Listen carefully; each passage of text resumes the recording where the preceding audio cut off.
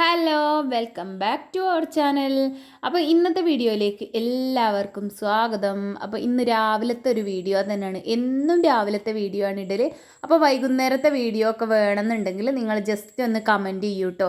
അപ്പോൾ ഇന്ന് രാവിലെ നമ്മൾ സോയാബീൻ കറിയാണ് കേട്ടോ ഉണ്ടാക്കുന്നത്. സോയാബീൻ കറി എന്ന് പറയാൻ പറ്റില്ല, വരട്ടിയെടുത്തത്.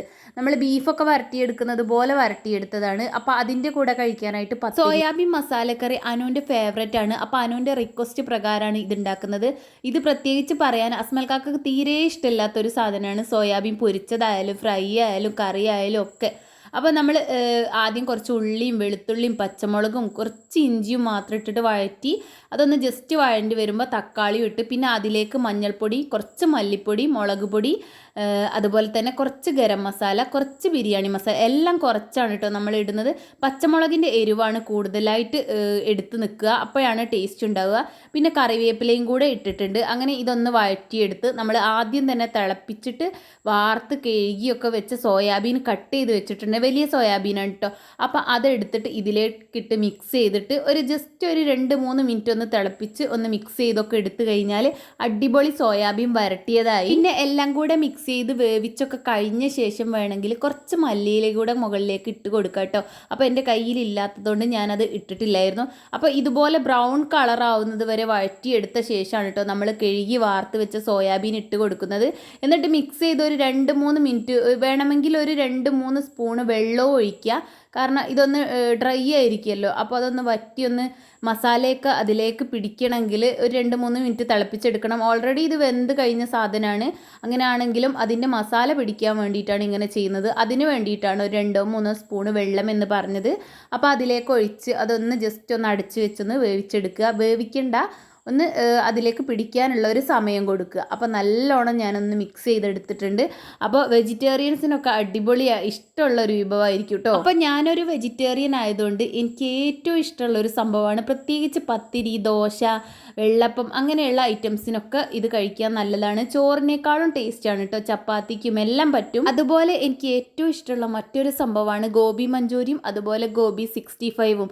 ഇത് രണ്ടും ഫേവറേറ്റ് ആണ് കേട്ടോ. ഗോബി 65 ഒക്കെ നമ്മൾ പുറത്തുനിന്ന് വാങ്ങിക്കലാണ്. കാരണം വീട്ടിലുണ്ടാക്കി കഴിഞ്ഞാൽ ആ പുറത്തുനിന്ന് വാങ്ങിക്കുന്നതിൻ്റെ ആ ഒരു ടേസ്റ്റ് നമുക്ക് കിട്ടലില്ല. കാരണം അതിൻ്റെ മസാലക്കൂട്ടുകൾ കറക്റ്റായിട്ട് നമുക്ക് അറിയാത്തത് കൊണ്ടായിരിക്കും. അപ്പോൾ ആ കാര്യങ്ങളൊക്കെ അവിടെ നിൽക്കട്ടെ, നമുക്ക് രാവിലത്തെ പരിപാടികളിലേക്ക് തന്നെ പോവാം. അപ്പം ഞാൻ കുറച്ച് ചെറുപയർ വെള്ളത്തിലിട്ടിട്ടുണ്ടായിരുന്നു കേട്ടോ.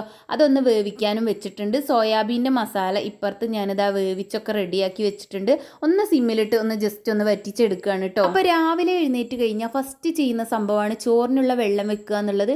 അപ്പോൾ ചോറൊക്കെ അതിനിടയ്ക്ക് റെഡി ആയിട്ടുണ്ടായിരുന്നു. അതൊക്കെ ഒന്ന് വാർത്ത് വെച്ചു.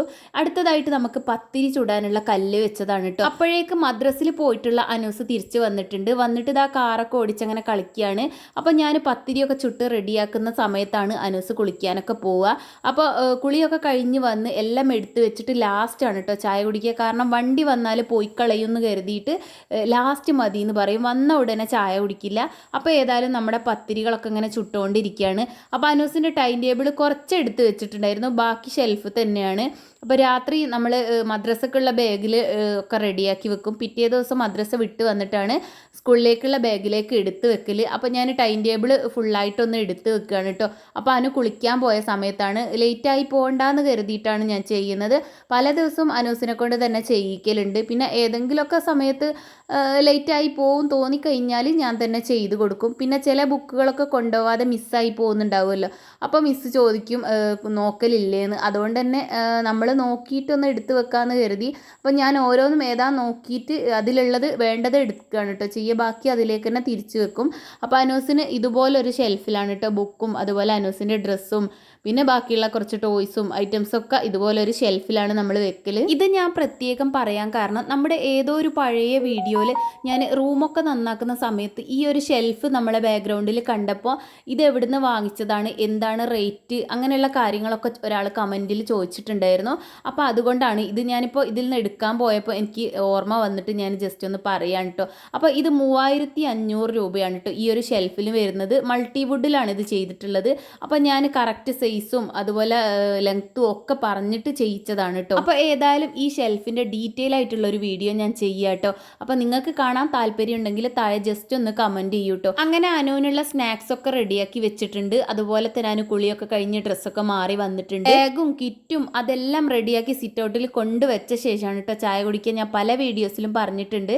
അപ്പോൾ ഏതായാലും കഴിച്ചുകൊണ്ടിരിക്കുകയാണ്. വണ്ടി വന്നാൽ ആ പത്തിരിയൊക്കെ അവിടെ ഇട്ടച്ച് ഓടും. അതുകൊണ്ട് തന്നെ ഞാൻ സമയമുണ്ട് എന്ന് പറഞ്ഞിട്ട് അങ്ങനെ കഴിക്കാൻ വേണ്ടിയിട്ട് പറഞ്ഞുകൊണ്ടിരിക്കുകയാണ്. ഏതായാലും ഓട്ടോ വന്ന് കുറച്ചൊക്കെ കഴിച്ചിട്ടുണ്ട്. ഓട്ടോ വന്ന് അനു പോയിട്ടുണ്ട്. അപ്പോഴേക്ക് ഞാനിനി അസ്മൽക്കാക്ക് കൊണ്ടുപോകാനുള്ള കാര്യങ്ങളൊക്കെ ഒന്ന് റെഡിയാക്കി എടുക്കുകയാണ്. അപ്പോൾ നമ്മുടെ ചെറുപയർ ഉപ്പേരി ആയിട്ടാണ് കേട്ടോ റെഡിയാക്കുന്നത്. അപ്പോൾ പാകത്തിന് വെന്തൊക്കെ വന്നിട്ടുണ്ട്. അതിലേക്ക് ഉപ്പും ചേർത്തിട്ടുണ്ട്. ബാക്കി പത്തിരി കൂടി ഞാൻ ചുട്ടെടുത്തു. പിന്നെ അതിന് ശേഷം ചെറുപയർ നല്ലോണം ചെറിയുള്ളിയും പച്ചമുളകും കറിവേപ്പിലയും വെളിച്ചെണ്ണയും ഒക്കെ ഒഴിച്ചിട്ട് നല്ലോണം ഒന്ന് വറവ് ചെയ്തെടുത്തു. പിന്നെ അതിൻ്റെ കൂടെ കഴിക്കാനായിട്ട് നമുക്ക് എന്തെങ്കിലും ഒന്ന് കഴിക്കാൻ വേണമല്ലോ കൂടെ. ഇറച്ചിയില്ലെങ്കിൽ മീനില്ലെങ്കിൽ എഗ്ഗ് ഏതെങ്കിലും ഒന്ന് അസ്മൽക്കാക്കക്ക് വേണം. അതുകൊണ്ട് തന്നെ എഗ്ഗ് പൊരിക്കാൻ വെച്ചതാണ്. നമ്മുടെ ഉള്ളിയും പച്ചമുളകും ഉപ്പും ഒക്കെ ഇട്ടിട്ട് കലക്കി വെച്ചിട്ടുണ്ട്.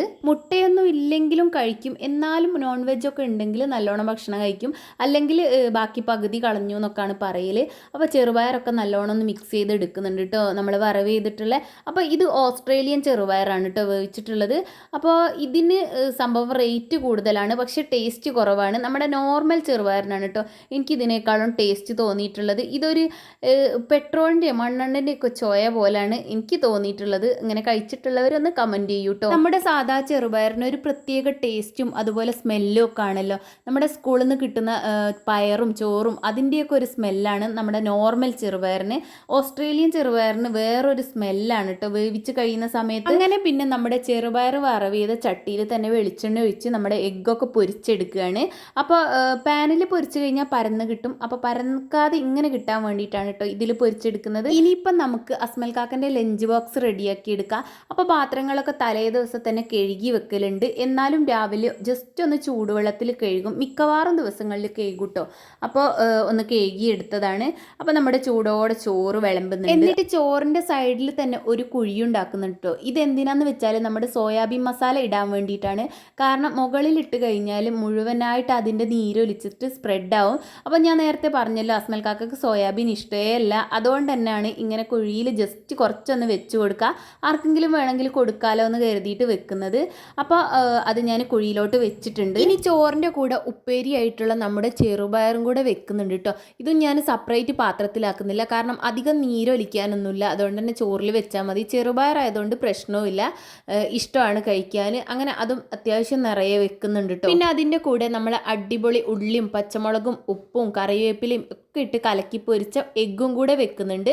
അപ്പോൾ നമ്മുടെ ചോറ് ഫുള്ളായിട്ടുണ്ട്. പിന്നെ നമ്മുടെ കടുമാങ്ങ ഉണ്ടായിരുന്നു കേട്ടോ. കടുമാങ്ങ അച്ചാർ, കടുമാങ്ങ അല്ല തുറമാങ്ങ അച്ചാർ ഉണ്ടായിരുന്നു.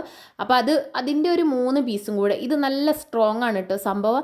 ഇത് കഞ്ഞിവെള്ളത്തിലൊക്കെ ചാലിച്ചിട്ട് കഴിക്കുമ്പോഴാണ് ഇതിൻ്റെ ആ ഒരു വീര്യം കുറയുന്നത്.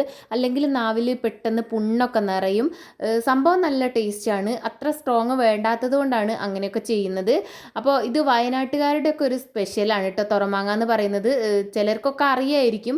അങ്ങനെ നമ്മുടെ ചോറൊക്കെ അടച്ച് വെച്ചിട്ടുണ്ട്. അപ്പോൾ അസ്മൽക്കാക്ക പോകാൻ വേണ്ടിയിട്ട് ചായയൊക്കെ കുടിക്കുകയാണ് കേട്ടോ. അപ്പോൾ പത്തിരി സോയാബീനും ആയതുകൊണ്ട് ഒരു നോട്ടം ഉണ്ട് കേട്ടോ. അത് ഞാൻ വീഡിയോ എടുക്കുന്ന സമയത്തൊന്ന് നോക്കുന്നുണ്ട്. ടേസ്റ്റ് ഉണ്ടോ എന്ന് ചോദിച്ചപ്പോൾ ഉള്ളൊരു റിയാക്ഷനാണ് കേട്ടോ ഇപ്പോൾ കാണുന്നത്. ഇതൊക്കെ എന്തിന് പറ്റും എന്നുള്ള നോട്ടാണ് കേട്ടോ. സോയാബീൻ കറി തീരെ ഇഷ്ടമല്ല. ഏതായാലും വേണ്ടിയില്ല, ഉണ്ടാക്കിയത് ടേസ്റ്റൊക്കെ ഉണ്ട്. സംഭവം സോയാബീൻ ഇഷ്ടമല്ലാത്തത് കൊണ്ടാണ് കേട്ടോ. അങ്ങനെ ഏതായാലും 4-5 പത്തിരിയൊക്കെ കഴിച്ചിട്ടുണ്ട്. അപ്പോൾ കൊണ്ടുപോകാനുള്ളതൊക്കെ നമ്മൾ റെഡിയാക്കി വെച്ചിട്ടുണ്ട്. ചൂടുവെള്ളവും കുപ്പിയിൽ നിറച്ചിട്ടുണ്ട് കേട്ടോ. അപ്പോൾ പോകാൻ വേണ്ടിയിട്ട് ഇറങ്ങുകയാണ്. അപ്പോൾ ഇന്ന് ഡാനിക്കുട്ടന് പോകണില്ല, അങ്കണവാടി പോകണം എന്നൊക്കെ കരുതിയിട്ടുണ്ടായിരുന്നു. നല്ല മഴയായതുകൊണ്ട് ഇന്ന് പറഞ്ഞേക്കുന്നില്ല എന്ന് കരുതി. വൈകുന്നേരം തിരിച്ചു വരുന്ന സമയത്തൊക്കെ ചുണ്ടപ്പുറത്തെ റോഡിലൊക്കെ നല്ലോണം വെള്ളം ഉണ്ടാവും. അപ്പോൾ തിരിച്ചു പോരാനും ബുദ്ധിമുട്ടാണ്. അതുകൊണ്ടാണ്. അപ്പം നമ്മുടെ ഡാനിക്കുട്ടൻ എഴുന്നേറ്റിട്ടൊക്കെ ഉണ്ടായിരുന്നു കേട്ടോ. അപ്പോൾ പല്ല് തേപ്പിക്കലും കാര്യങ്ങളൊക്കെ കഴിഞ്ഞിട്ട് അവിടെ ഇരുത്തിയിരിക്കുകയാണ്. പിന്നെ അനു അതിനിടയ്ക്ക് സ്കൂളിൽ പോയിട്ടുണ്ട് കേട്ടോ. അപ്പോൾ അനു പോകുന്നതും അങ്ങനെയുള്ളതൊന്നും വീഡിയോ എടുത്തിട്ടില്ലായിരുന്നു. അപ്പോൾ ഡാനിക്ക് ഞാൻ പത്തിരിയും അതുപോലെ കുറച്ച് ചെറുപയറും ഒരു സോയാബീനുമാണ് എടുത്തത്. ഡാനിമോനും വലിയ താല്പര്യമൊന്നുമില്ല. പൊരിച്ചാൽ കുറച്ചൊക്കെ കഴിക്കലുണ്ട് എന്നല്ലാതെ വലിയ താല്പര്യമൊന്നുമില്ല കേട്ടോ. അപ്പോൾ അതൊക്കെ കഴിയുമ്പോഴേക്ക് ഇതാ അടുക്കളയിൽ പാത്രങ്ങൾ നിറയെ ഉണ്ട്. അതുപോലെ കൊത്തളങ്ങ നിറഞ്ഞിട്ടുണ്ട്. പഴം ഇവിടെ വെച്ചതുകൊണ്ടാണ് കേട്ടോ. അപ്പോൾ നിറയെ പാത്രങ്ങൾ ഉണ്ടായിരുന്നു. ഇനി അതൊക്കെ ഒന്ന് കഴുകി വൃത്തിയാക്കണം. അതിനിടയ്ക്ക് ഞാൻ ആദ്യം തന്നെ ചായ കുടിക്കാമെന്ന് കരുതി. അപ്പോൾ നമ്മുടെ പത്തിരിയും സോയാബീൻ ആയതുകൊണ്ട് എനിക്ക് ഒരുപാട് ഇഷ്ടമാണ്. അപ്പോൾ വയറ് നിറയെ കഴിച്ചിട്ടുണ്ട്. അപ്പം ബാക്കി അകത്തുള്ള പരിപാടികളൊക്കെ തുടങ്ങണം. പിന്നെ ഡാനിക്കുട്ടന് മാങ്ങ ചോദിച്ചിട്ട് ഒരു കഷ്ണം മാങ്ങ ഞാൻ മുറിച്ച് കൊടുത്തതാണ് കേട്ടോ. ചെറിയ പീസാക്കി കൊടുക്കലാണ്, അപ്പോൾ കഴിക്കാൻ ഇഷ്ടമാണ്. അപ്പോൾ അകത്തുള്ള ഒരുവിധം ക്ലീനിങ് പരിപാടികളൊക്കെ ഇപ്പം കഴിഞ്ഞിട്ടുണ്ട് കേട്ടോ. ഇനിയിപ്പോൾ അകൊന്ന് തുടച്ചെടുത്ത് കുളിക്കാനും കൂടെയാണുള്ളത്. അപ്പോൾ ഇന്നത്തെ രാവിലത്തെ കുഞ്ഞു വീഡിയോ ഇത്രയേ ഉള്ളൂ കേട്ടോ. വീഡിയോ നിങ്ങൾക്ക് ഇഷ്ടമായാൽ ലൈക്ക് ചെയ്യാനും അതുപോലെ നിങ്ങളുടെ അഭിപ്രായങ്ങൾ കമൻറ്റ് ചെയ്യാനും നമ്മുടെ ചാനൽ സബ്സ്ക്രൈബ് ചെയ്യാതെ കാണുന്നവരൊന്ന് സബ്സ്ക്രൈബ് ചെയ്ത് സപ്പോർട്ട് ചെയ്യാനും മറക്കല്ലേ. അപ്പോൾ നമുക്ക് അടുത്തൊരു വീഡിയോ ആയിട്ട് കാണുന്നത് വരെ ബൈ, ടേക്ക് കെയർ, ബൈ.